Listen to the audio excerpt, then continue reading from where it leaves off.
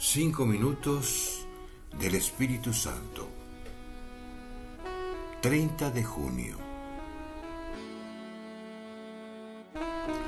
Ven, Espíritu Santo, y ayúdame a reconocer a Jesús resucitado en medio de mis cansancios, de mis preocupaciones, en medio de las angustias de la gente.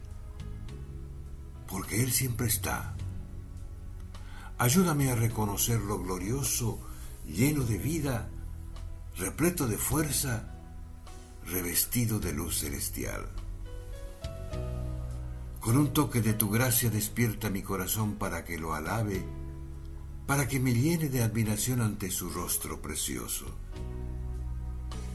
Derrama en mi interior deseos de buscar a Jesús, para que amándolo, lo encuentre en cada cosa.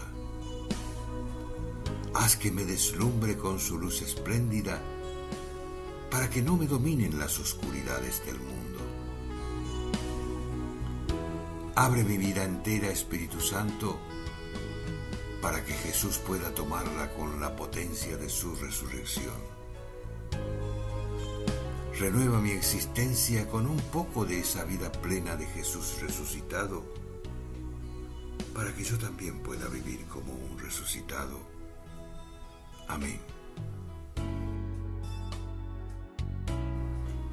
Cardenal Víctor Manuel Fernández.